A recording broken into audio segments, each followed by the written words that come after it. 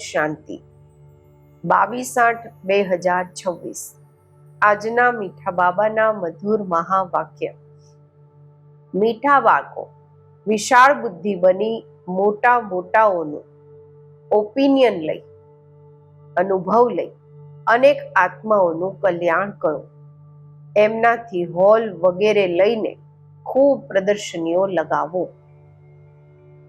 પ્રશ્ન છે, અત્યારે તમને કઈ સ્મૃતિ આવી છે જેનું સિમરણ કરો તો ક્યારેય દુઃખી નહીં થશો?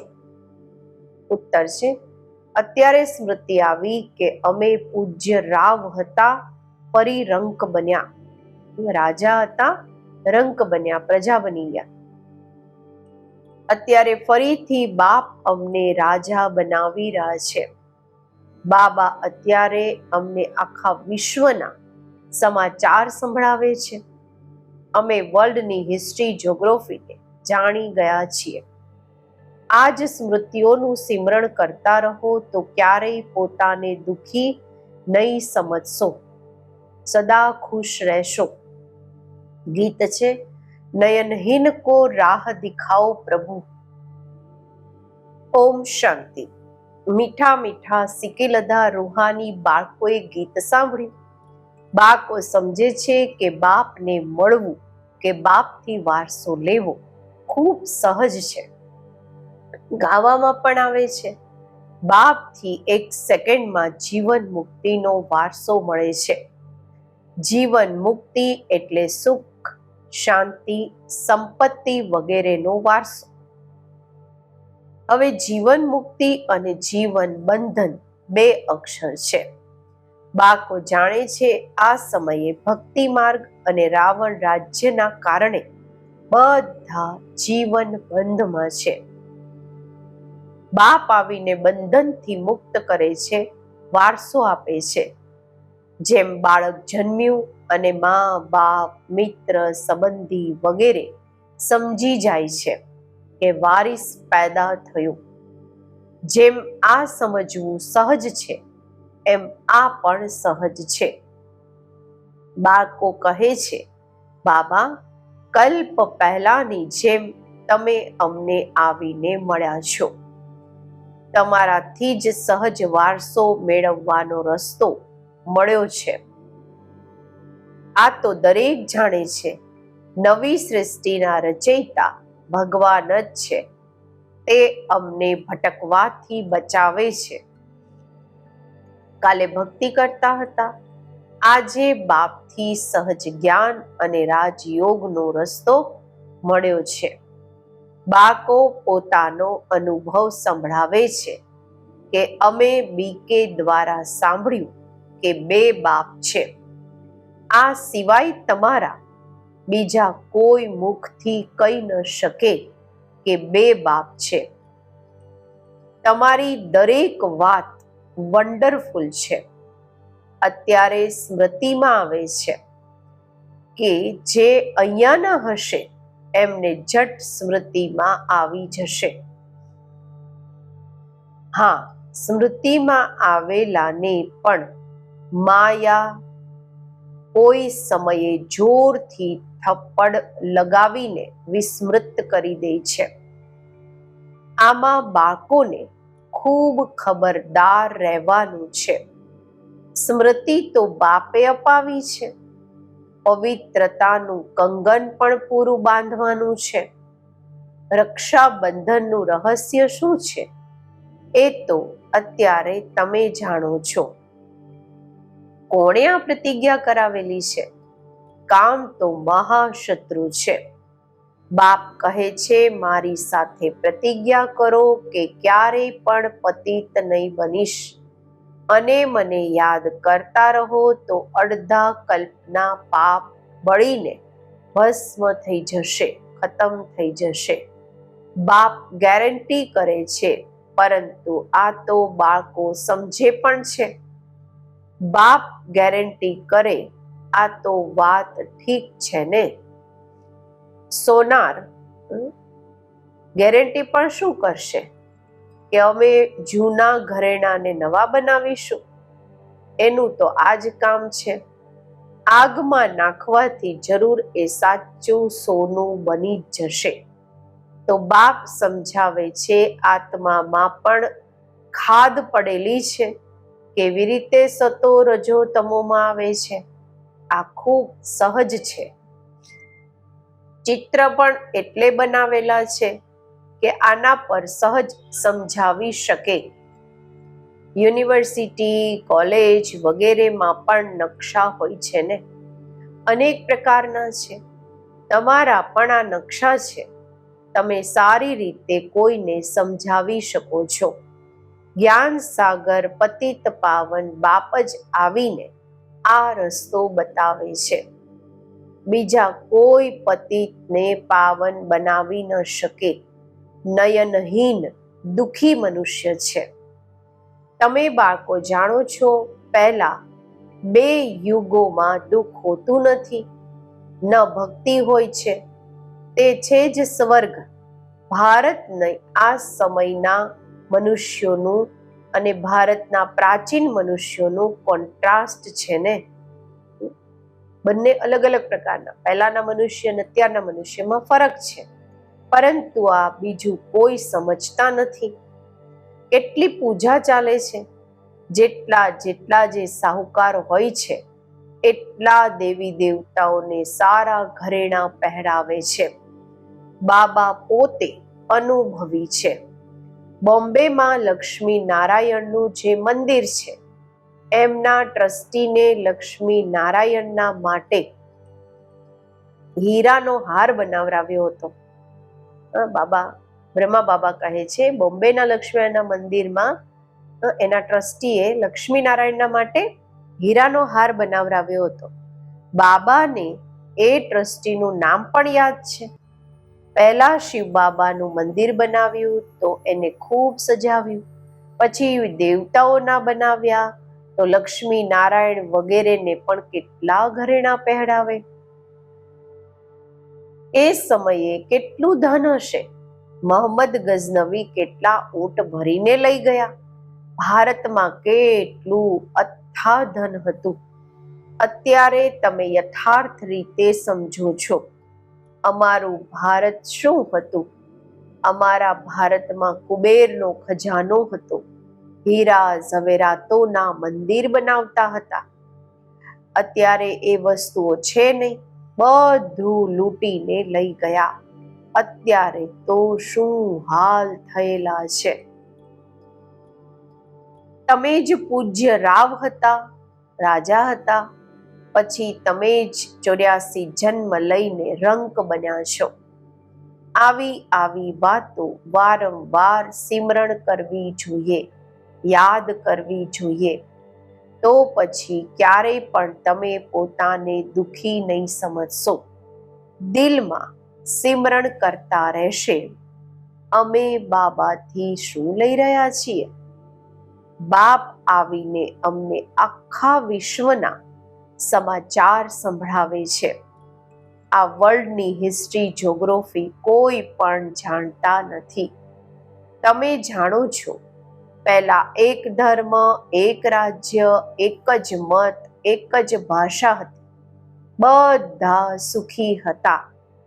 પછી આ આપસમાં લડવા ઝઘડવા લાગ્યા અને ભારત ટુકડો ટુકડો થવા લાગ્યું. પહેલા આવું નહીં હતું. ત્યાં કોઈ પણ પ્રકારનું દુઃખ નહીં હતું. બીમારીનું નામ નિશાન નહીં હતું. એનું નામ જ છે સ્વર્ગ. તમને પોતાની સ્મૃતિ આવેલી છે. બરોબર કલ્પ કલ્પ અમને સ્મૃતિ થાય છે, પછી સ્મૃતિમાં આવે છે. પહેલા સ્મૃતિ હતી, ફરીથી સ્મૃતિ આવે છે. પહેલી તો એક જ ભૂલ થઈ, જે રચતા અને રચનાને ભૂલી ગયા. અત્યારે તમે આદિ મધ્ય અંતને જાણો છો. સતયુગમાં પણ આ નોલેજ નહીં હશે તો પછી પરંપરા કેવી રીતે ચાલી શકશે? એ સમયે મુખ્ય તો રાજા લોકો જ હોય છે. ઋષિ મુનિ થોડી હોય છે. એ તો દ્વાપરથી આવે છે. ઋષિ મુનિ વગેરેને ખાન પાન પણ રાજાઓથી જ મળે છે. રાજાઓ સંભાળ કરે છે, કારણ કે છતાં પણ સંન્યાસ કરે છે ને. પ્રાચીન ભારતનો રાજયોગ ગાવામાં આવે છે. પ્રાચીન ઋષિ મુનિ નહીં કહેશે, એ તો દ્વાપરમાં જ આવે છે. એ રાજાઓના આધાર પર ચાલે છે. કહે છે, અમે રચતા અને રચનાને નથી જાણતા. બાપ કહે છે, આ પોતે રાજાઓ પણ નથી જાણતા. આ દુનિયામાં કોઈ પણ આ નોલેજને નથી જાણતું. અત્યારે તમે બાળકો સમજદાર બન્યા છો. લક્ષ્મી નારાયણના મંદિર જે બનાવે છે એને તમે લખી શકો છો. આટલા લાખો રૂપિયા ખર્ચ કરી મંદિર બનાવ્યું છે, પરંતુ એમની જીવન કહાનીની તમને ખબર છે? એમને રાજ્ય કેવી રીતે મેળવ્યું, પછી ક્યાં ચાલી ગયા, અત્યારે ક્યાં છે? અમે તમને બધું રહસ્ય બતાવી શકીએ છીએ. એવું એમને લખી શકો છો. તમે બાળકો તો દરેકની જીવન કહાનીને જાણી ચૂક્યા છો, તો કેમ નહીં લખવું જોઈએ? અમને ટાઈમ આપો તો અમે એક એકની જીવન કહાની બતાવીશું. શિવના મંદિર જે બનાવે છે એમને પણ તમે લખી શકો છો. બનારસમાં શિવનું મંદિર કેટલું મોટું છે. ત્યાં પણ ટ્રસ્ટી લોકો હશે. કોશિશ કરવી જોઈએ. મોટા મોટાઓને સમજાવીએ. મોટા વ્યક્તિ સમજી ગયા તો એમનો અવાજ ઘણા સુધી જાય છે. ગરીબ લોકો ઝટ સાંભળી લે છે. મદદ મોટાઓની લેવાની છે. ઓપિનિયન પણ એમનો અનુભવ, એમને કેવું લાગ્યું એ મોટા મોટાઓનો લખાવવાનો છે, કારણ કે એમનો અવાજ પણ મદદ કરે છે. વાસ્તવમાં એ એટલો અવાજ કરતા નથી જેટલો હોવો જોઈએ. તમે પ્રેસિડેન્ટને પણ સમજાવો છો. સારું સારું પણ કહે છે. ચીફ મિનિસ્ટર, ગવર્નર વગેરે ઓપનિંગ કરે છે. લખે છે, આ બીકે તો ખૂબ સારો સહજ રસ્તો ઈશ્વરથી મળવાનો બતાવે છે. પરંતુ ઈશ્વર શું વસ્તુ છે આ કોઈ પણ સમજતા નથી. માત્ર એ સમયે કહે છે રસ્તો ખૂબ સારો છે, શાંતિ મળવાનો માર્ગ સારો છે, પરંતુ પોતે સમજતા નથી. બાબા મોટા મોટાઓને સમજાવવા માટે પણ કહે છે. મોટા મોટા મનુષ્યોથી મોટા મોટા જે નામી ગ્રામી હોલ છે, બહુ ફેમસ હોલ છે, એ લઈ લો. બોલો, અમે બધા મનુષ્યોના કલ્યાણના માટે આ પ્રદર્શની હંમેશાના માટે રાખવા ઈચ્છીએ છીએ. માત્ર એડવર્ટાઇઝ કરવાની છે. એવા 50 થી 100 હોલ લેવા જોઈએ. ભારત તો ખૂબ મોટું છે ને. એક એક શહેરમાં 10-12 હોલ લઈ લો. સમાચાર પત્રમાં પડી જાય, ન્યૂઝપેપરમાં, કે આટલા હોલોમાં પ્રદર્શની થઈ રહી છે. જેમને સમજવું છે તે આવીને સમજે, તો કેટલાનું કલ્યાણ થઈ જશે. બાળકોની ખૂબ વિશાળ બુદ્ધિ હોવી જોઈએ. સર્વિસ બાળકોએ કરવી જોઈએ ને. બધા બાળકોને કહે છે પ્રદર્શનીઓ ખૂબ જોરશોરથી કરો. બાબા તૈયારી કરાવી રહ્યા છે. બાળકોને કોશિશ કરવી જોઈએ. આ બધી સમજવાની વાતો છે. ભગવાન આવે છે.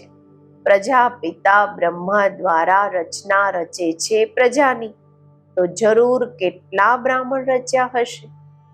હવે ફરી રચી રહ્યા છે. કેટલા બ્રાહ્મણીઓ છે. બાબા આ બ્રાહ્મણ ધર્મ રચે છે સંગમ પર. તમે પ્રેક્ટિકલમાં જોઈ રહ્યા છો અને સમજી રહ્યા છો. આ વાતો કોઈ શાસ્ત્રોમાં નથી. તમે બાળકો સમજો છો બાબા આવે જ ત્યારે છે જ્યારે પતિત દુનિયાને પાવન બનવાનું હોય છે. આ પણ જાણો છો પરમાત્મા પ્રજાપિતા બ્રહ્મા દ્વારા જ રચના રચે છે, પરંતુ ક્યારે રચે છે આ નથી સમજતા. એ સમજે છે કોઈ નવી રચના રચતા હશે. બ્રહ્માને તો સૂક્ષ્મ વતનમાં સમજે છે. અત્યારે તમે સમજો છો પ્રજાપિતા બ્રહ્મા તો અહીંયા છે. તમે સૂક્ષ્મ વતનમાં જાઓ છો, પવિત્ર બની પછી ફરિશ્તા બની જાઓ છો. સાક્ષાત્કાર કરે છે. બાળકો આવીને સંભળાવે છે. ત્યાં મૂવી ચાલે છે, ઈશારાઓની ભાષા. એ છે જ મૂવી વર્લ્ડ. તમને મૂવી બાયોસ્કોપ પણ જોયું હતું. અત્યારે પ્રેક્ટિકલ બધી વાતોને તમે જાણી ચૂક્યા છો. મૂળ વતન છે સાયલેન્સ વર્લ્ડ. ત્યાં આત્માઓ રહે છે. સૂક્ષ્મ વતનમાં સૂક્ષ્મ શરીર પણ છે, તો જરૂર કંઈક ભાષા પણ હશે. તમને બાળકોની બુદ્ધિમાં અમે આત્માઓનું સ્થાન, બાબા કહે છે કે તમારી બાળકોની બુદ્ધિમાં કે આપણી આત્માઓનું સ્થાન શાંતિધામ છે. પછી છે સૂક્ષ્મ વતન. ત્યાં બ્રહ્મા વિષ્ણુ શંકર રહે છે. અને આ છે કળિયુગ અને સતયુગનો સંગમ. અહીંયા બાપ આવે છે. અહીંયાથી તમે બ્રાહ્મણ જાઓ છો. પિયર ઘર અને સાસરું છે ને, આ બંને તમારા પિયર છે. બાપ દાદા બંને મહેનત કરે છે બાળકોને ફૂલ બનાવવાની. મુસલમાન પણ કહે છે કે ગાર્ડન ઓફ અલ્લાહ. કરાચીમાં એક પઠાણ હતો. એ સામે ઊભો રહેતો હતો. જોતા નીચે પડી જતો હતો. પૂછવામાં આવતું હતું તો કહેતો હતો કે અમે ખુદાના બગીચામાં ગયા, ખુદાએ ફૂલ આપ્યું. હવે એને જ્ઞાન તો હતું નહીં. અત્યારે તમે સમજો છો બગીચો કોને કહેવામાં આવે છે. આ છે કાંટાઓનું જંગલ અને એ છે ફૂલોનો બગીચો. તમારી બુદ્ધિમાં બધું રહસ્ય છે. સતયુગ શું છે, કળિયુગ શું છે, તમને ખૂબ ખુશી હોવી જોઈએ. આખું ચક્ર બુદ્ધિમાં છે. વિસ્તાર તો આનો ખૂબ છે. તમારી બુદ્ધિમાં કેટલું શોર્ટમાં બેસેલું છે. તમને બાળકોને રચતા બાપ દ્વારા રચતા અને રચનાને જાણો છો. બ્રહ્માને રચતા નહીં કહીશું. રચયિતા એક જ છે, બલિહારી પણ એકની છે. પહેલા રચના બ્રહ્માની છે, પછી કહેશે શ્રી કૃષ્ણની. બ્રહ્મા તો છે, બ્રાહ્મણો પણ જરૂર જોઈએ. પાંડવોને બ્રાહ્મણ નહીં સમજશે. બ્રહ્મા દ્વારા બ્રાહ્મણ જોઈએ. આ છે રૂહાની યજ્ઞ. આને સ્પિરિચ્યુઅલ નોલેજ કહેવામાં આવે છે. રૂહને, આત્માને એ બાપ જ્ઞાન આપે છે. તમે જાણો છો અમને મનુષ્ય નથી ભણાવતા, બધી આત્માઓને બાપ ભણાવે છે. કહે પણ છે બ્રહ્મા દ્વારા સ્થાપના. શ્રી કૃષ્ણના માટે થોડી ન કહેશે. એ તો હોઈ પણ ન શકે. બ્રહ્મા દ્વારા સ્થાપના કોણ કરાવે છે? શું શ્રી કૃષ્ણ? નહીં, પરમ પિતા પરમાત્મા. વિષ્ણુ દ્વારા પાલના. બ્રહ્મા અને વિષ્ણુનો કેટલો પાર્ટ છે. બ્રહ્મા મુખવંશાવલી જ પછી જઈને વિષ્ણુપુરીના દેવતા બને છે. બ્રહ્મા સો વિષ્ણુ, વિષ્ણુ સો બ્રહ્મા. આ પણ બાળકોને સમજાવ્યું છે. બ્રહ્મા સો વિષ્ણુ બનવામાં 1 સેકન્ડ, વિષ્ણુ સો બ્રહ્મા બનવામાં 84 જન્મ. કેટલી વન્ડરફુલ વાતો છે, કોઈ પણ સમજી ન શકે. આ છે બેહદની વાતો. બાબા કહે છે, બેહદના બાપથી બેહદનું ભણવાનું ભણી બેહદનું રાજ્ય લેવાનું છે. સૃષ્ટિ ચક્રને જાણવાનું છે. આત્મા જ જાણે છે શરીર દ્વારા. એવું નથી કે શરીર નોલેજ લે છે આત્મા દ્વારા. નહીં, આત્મા નોલેજ લે છે. તમને કેટલી ખુશી છે? આ આંતરિક ગુપ્ત ખુશી હોવી જોઈએ. ભણવાના સંસ્કાર આત્મામાં છે. દુઃખ પણ આત્માને થાય છે. કહે છે, અમારી આત્માને દુઃખી નહીં કરો.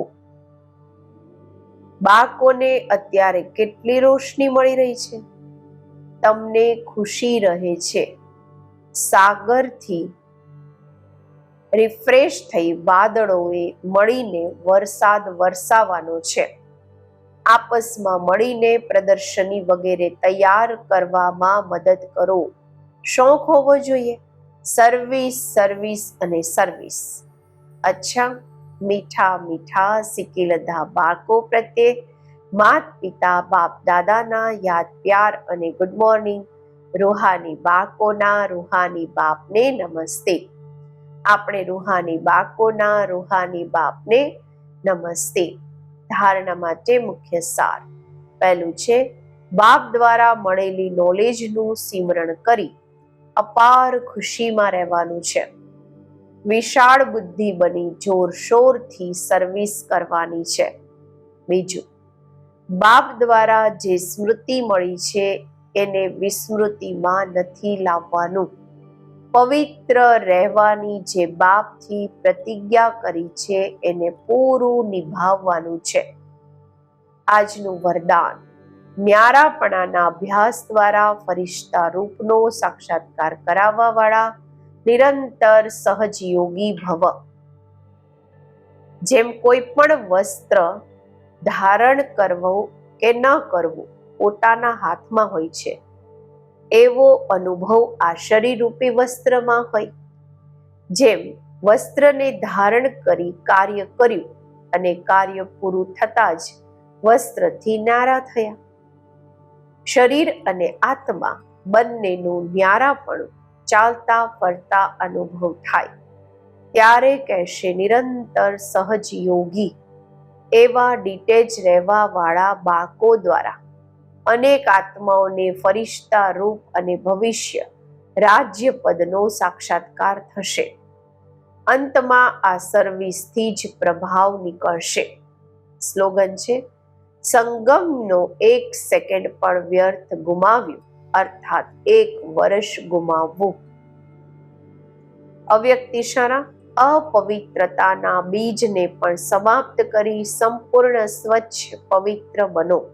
બ્રાહ્મણ જીવનનું જે આંતરિક વારસો સદા સુખ સ્વરૂપ, શાંત સ્વરૂપ, મનની સંતુષ્ટતા છે, એનો અનુભવ કરવા માટે મનસાની પવિત્રતા જોઈએ. જમા કરવાની વિધિ છે મનસા વાચા કર્મના પવિત્રતા. ફાઉન્ડેશન પવિત્રતા છે. સેવામાં સફળતાનો આધાર પણ પવિત્રતા છે. સંકલ્પ કે બોલમાં બીજા કોઈ પણ ભાવ મિક્સ ન થાય. ભાવમાં પણ પવિત્રતા, ભાવનામાં પણ પવિત્રતા હોય. ઓમ શાંતિ.